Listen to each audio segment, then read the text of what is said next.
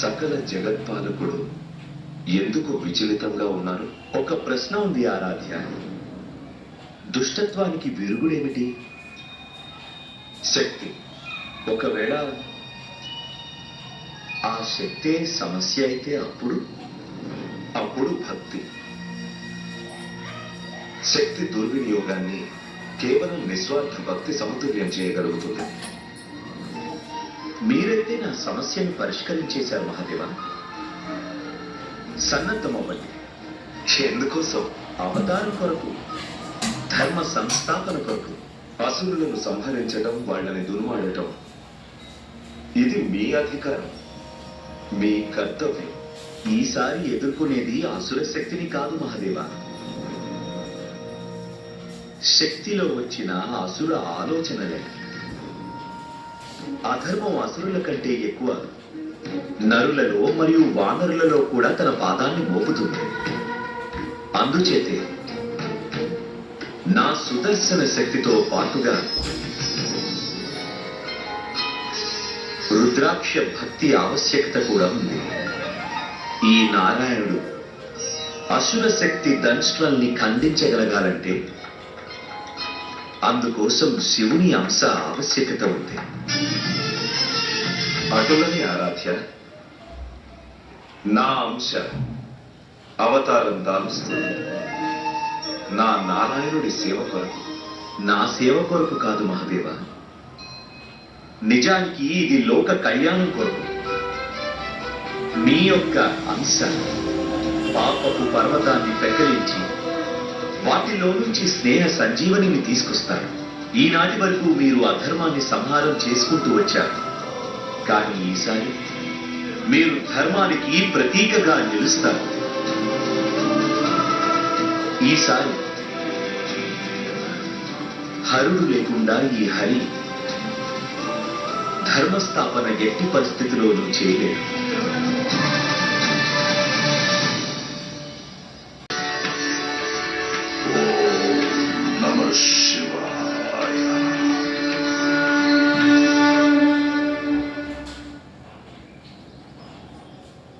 నీవు రావడం మంచిదైంది అంజన. మహాదేవుడి స్తుతి అసంపూర్ణంగా అనిపిస్తున్నది. ఒకవేళ అలా అయితే నన్నెందుకు మేల్కొల్పలేదు సుమేరు రాజావారు? అస్సలు వద్దు. నిద్ర మరియు తపస్సులో లీనమైన వ్యక్తులకి భంగం కలగటం వల్ల కోపోద్రిక్తులై శాపం పెట్టగలరు. ఈ సౌందర్య రూపాన్ని కోల్పోయి నీవు వానర జాతిలో జన్మిస్తావు. ఒకవేళ అంజనాదేవి నాకు శాపం పెట్టిందంటే అప్పుడు ఈ కేసరి ఏమైపోతాడు? శాపగ్రస్తమైతే చేశానుగా మీ జీవితాన్ని. ఇన్ని సంవత్సరాలుగా సంతానాన్ని ఇవ్వలేకపోయాను.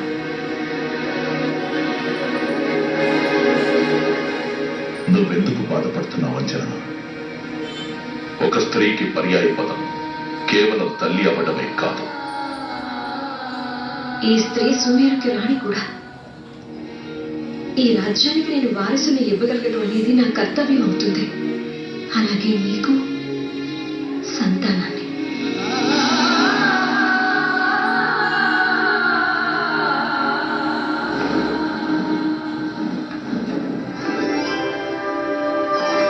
మిత్రమా, ఎలా ఉన్నారు సుమేరు కేసరి? ఎవరికైతే మీ వంటి మిత్రులుంటారో వారు కుశలంగానే ఉంటారు.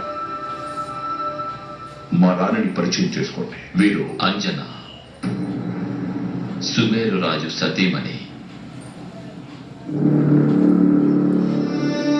వీరితో మీకు పరిచయం ఉందా? నేను ముందెప్పుడు మిమ్మల్ని కలవనే లేదే. తెలియడం కోసం కలవాల్సిన ఆవశ్యకత లేదు. మీరొక అప్సరస.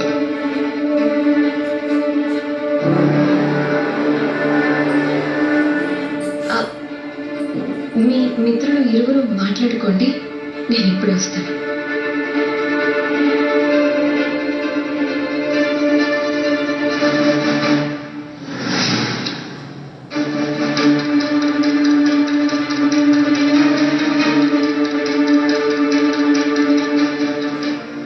వానర బాలలు మామిడి పళ్ళ పంపకంలో గొడవ పడుతున్నారు. పిల్లలు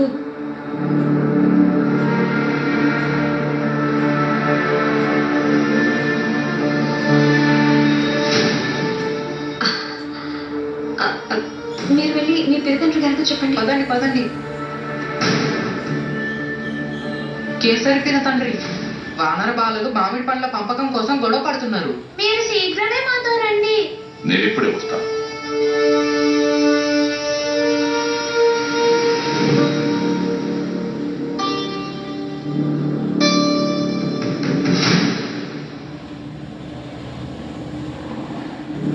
మీకోసం పండ్లు. ధన్యవాదాలు.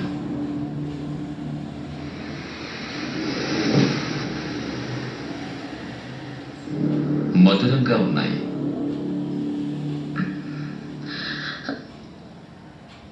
నన్ను మీరు నిజంగానే ఎరుగుదురా?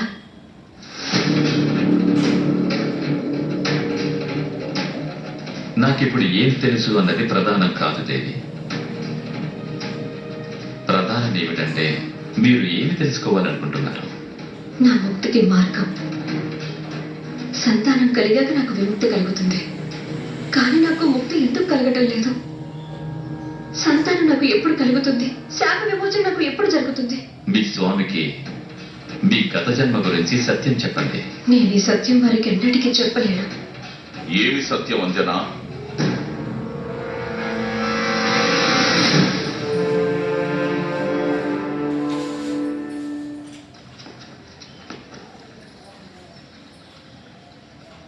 మిత్రమా, మీరు నా వద్ద ఎలాంటి సత్యాన్ని దాస్తున్నారు?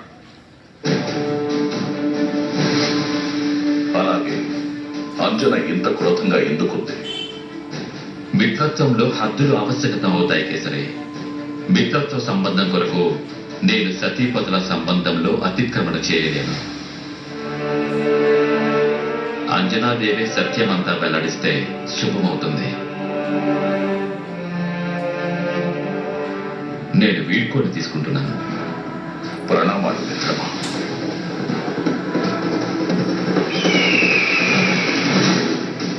అంజనా, నీవే చెప్పు.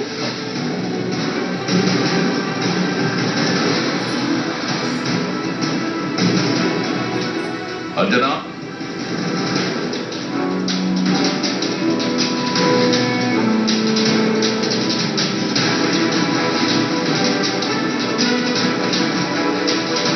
అంజనా ఆగు. ఆగంజనా, ఆగు. ఆగు అంజనా, ఆగు. మీరు నన్ను వెంబడించకండి. ఒక్క క్షణం నా మాట విను. నేను విముక్తి పొందాలనుకుంటున్నాను. ఈ శరీరం నుంచి, ఈ జీవితం నుంచి నేను ముక్తి పొందాలనుకుంటున్నాను. ఎందుకంటే నేను ఒక శాపగ్రస్తురాలు. అయినా సరే నాకు స్వీకారం. జటాయువు చెప్పింది ఏది అనుచితం కాదు. నేను అప్సరసని, వానర జాతిలో జన్మించాను. కానీ నా స్థానం స్వర్గలోకంలో. ఆ లోకంలో ఇంద్రదేవులకు నేను అత్యంత ప్రియమైన అప్సరసని. పుంజకస్థల, నీవు నా ఆహ్వానాన్ని విస్మరించావు.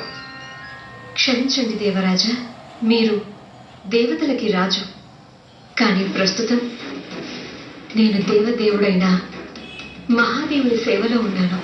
అతులనా? అయితే పూర్తి చేసుకో నీ పూజ. కానీ ఆ తదుపరి నీవు బ్రహ్మదేవుడి సమక్షంలో నాట్యం చేయవలసి ఉంటుంది.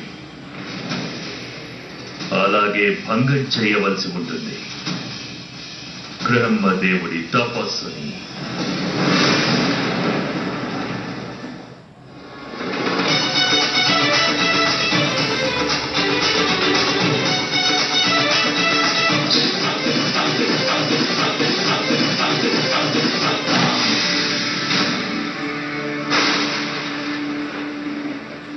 పుంజకత్తలా, వానరములాగా ఎగిరి గంతులు వేస్తూ నువ్వు నా ధ్యానాన్ని భంగపరిచావు. నాట్యానికి, రూపానికి కలంకం తెచ్చావు. నేను నిన్ను శపిస్తున్నాను. ఈ సౌందర్య రూపాన్ని కోల్పోయి నీవు వానర జాతిలో జన్మిస్తావు.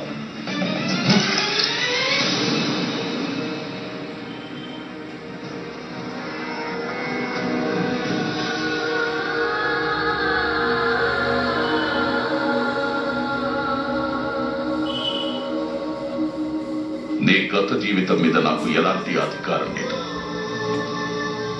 అలాగే నాకు దానితో ఏ సమస్య కూడా లేదు.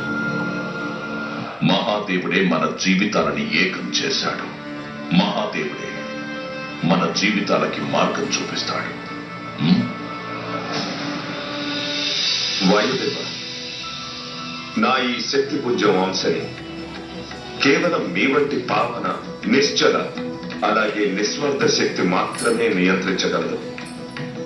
అందుచేత నా ఈ అంశని అంజనాదేవి వద్దకి చేరవేసే బాధ్యతని మీరే నిర్వర్తించాలి.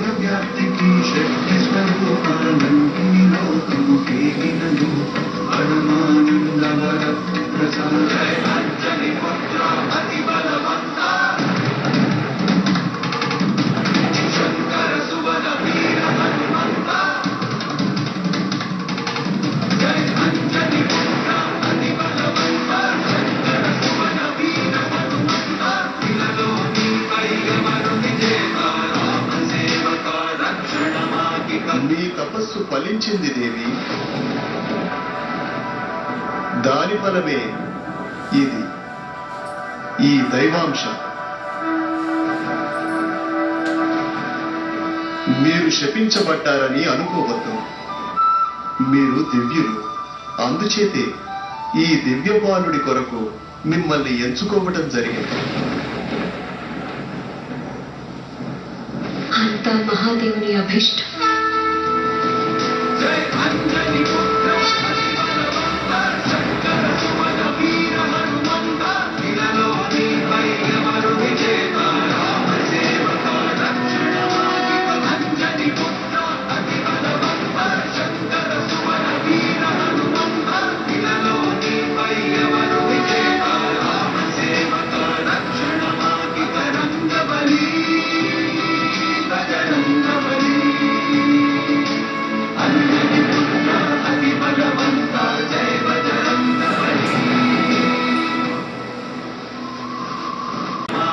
నీ తపస్సు ఫలించింది దేవి.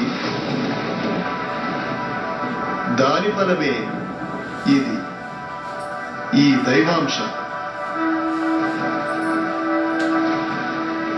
మీరు శపించబడ్డారని అనుకోవద్దు. మీరు దివ్యులు.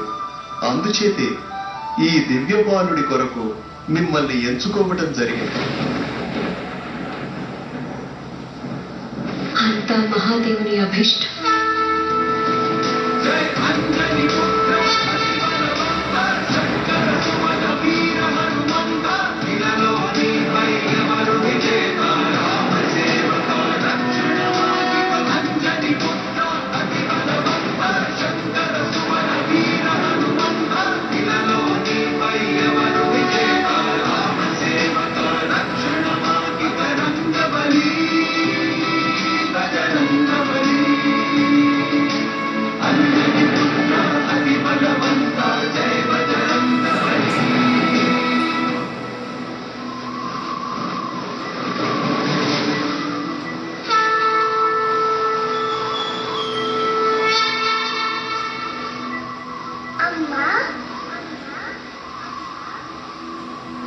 మదిన నిశ్చయం విశ్వాసం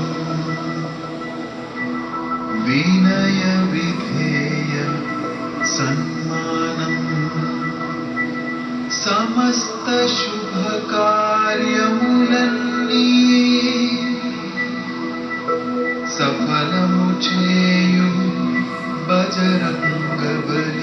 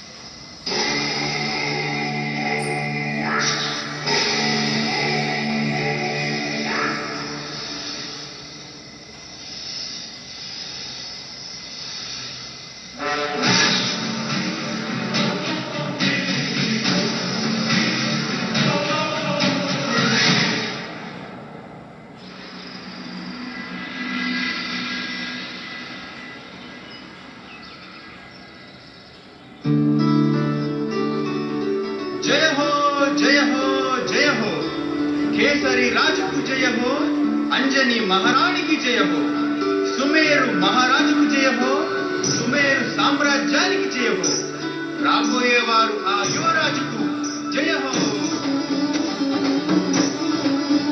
హే మనసులో ఆశ తనువుల ఉత్సాహం తకదిమితక అని పాడుతున్నది, కానీ ఓ ప్రశ్న మస్తిష్కంలో మెదిలి మదినే కలవర పరిచెనుగా. ఏమిటా ప్రశ్న? తేజ ప్రతాప పరాక్రమం, సాహస శౌర్య పరిశ్రమం, దుఃఖంతో పోరాటం నేర్పే రక్షించేరు ప్రతిక్షణం, స్వయం అశ్రువుల దిగమింగి కన్నీటిని దాచే లోచనం, తను కాలుతు నీడను ఇచ్చును ఎవరా ఉత్తములు? చెప్పండి చెప్పండి, ఎవరా ఉత్తములు? మహావృక్షం. అరే మొక్కలు నీడనిస్తాయి, అశ్రువులను ఎందుకు తాగుతాయి? యోధుడు. యోధుడా? యోధుడు యుద్ధ భూమిలో పోరాడతాడు. దుఃఖంతో పోరాటం ఎక్కడ నేర్పిస్తారు? తండ్రి. బాగుంది, చాలా బాగుంది. దీని అర్థం యువరాజు కేసరి నందనుడని పిలువబడతాడు. లేదు లేదు, అస్సలు కాదు. కేసరి నందనుడు అంజని పుత్రుడు. అరే తర్వాతి ప్రశ్నకు సమాధానం ఇవ్వండి. సంతానం జన్మించిన అనంతరం నీవు పునఃసౌందర్యం పొందుతావు. నీ రూపం అస్తిత్వాన్ని పొంది తిరిగి స్వర్గానికి పయనమవుతావు. అంజనా, అశ్రువులెందుకు? పుత్ర భాగ్యం కలగటం మాతకు మహాభాగ్యం. అంతకు మించిన ఆనందం ఇంకేది ఉండదు. తల్లికి తన సంతానమే సర్వస్వం అవుతుంది. ఎలాంటి తల్లి నేను? జన్మనిచ్చిన అనంతరం తల్లి లోకంలో ఒంటరిగా వదిలి వెళ్ళిపోతాను. ఈ శిశువుతో నాకు కొన్ని క్షణాల బంధమే. అంజనా, ఎందుకంత బాధపడుతున్నావు? అంజనా, నువ్వు అనుకుంటున్నట్టు ఏం జరగదు. నిజానికి మన జీవితంలో ఎన్ని మధుర క్షణాలున్నాయన్నది ముఖ్యం కాదు. ముఖ్య విషయం ఏమిటంటే ఆ క్షణాన్ని మనం ఎలా గడపగలిగామన్నది. రేపన్నది ఎలా ఉంటుందో ఎవరికి తెలియదు. దాని గురించి విచారించి మనం ఇవాల్టి రోజుని ఎందుకు పాడు చేసుకోవడం? మహాదేవుని కృపతో అంతా శుభమే జరుగుతుంది.